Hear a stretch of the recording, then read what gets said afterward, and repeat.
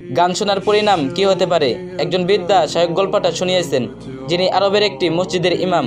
এমন সময় 13-14 বছরের একটি বালক দৌড়ে আসলো হন্তদন্ত হয়ে। তিনি বললেন, একদিন ফজর নামাজ পড়ে বসে আছি, হাঁপাতে হাঁপাতে সে আমাকে বলল, আমার আব্বা দ্রুত আপনাকে আমাদের বাসায় নিয়ে যেতে বলেছেন। আমি তার সাথে দ্রুত পথে তাদের বাসায় গেলাম। দেখলাম ছেলেটির বাবা আমার অপেক্ষায় দাঁড়িয়ে আছে। 50-60 একজন লোক। অস্থির হয়ে আমাকে তিনি বললেন, হুজুর, আমার মেয়ে মৃত্যুপথ যাত্রী, তাকে একটু তৎকালীন করুন। আমি ঘরের ভেতর প্রবেশ করলাম। দেখলাম বোরকাবৃত করে রাখা হয়েছে তরুণী মেয়েটিকে। তার অবস্থা দেখে বুঝতে পারলাম আর বেশি সময় বাকি নেই। আমি সবিনয়ে তার বাবাকে জিজ্ঞেস করলাম, আচ্ছা ভাই, সে কি করতো এমন, যে জন্য আজ তার এমন ভয়াবহ পরিণতি হলো? মেয়েটি বাবা ঢুকে কেঁদে উঠলেন। যাদের গান শোনার শখ আছে তাদের কাছে অনুরোধ, গান শোনা থেকে বিরত থাকুন। আমিন।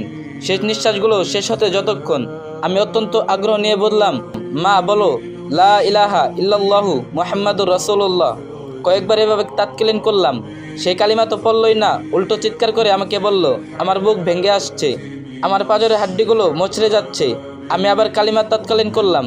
এবার সে এমন একটি বাক্য বলল যা বজ্রের মতো শোনালো আমার কানে। মেয়েটি বলল, ওই যে আমার জাহান্নাম আমাকে দেখাচ্ছে।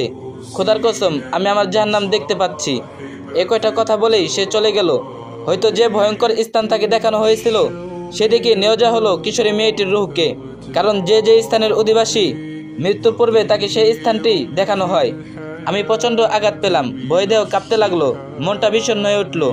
এমন একজন মানুষকে আমাকে দেখানো হলো, মনটা বিষণ্ণ হয়ে উঠল, যে কিনা জাহান্নামে যাচ্ছে আমাদেরকে জানিয়ে।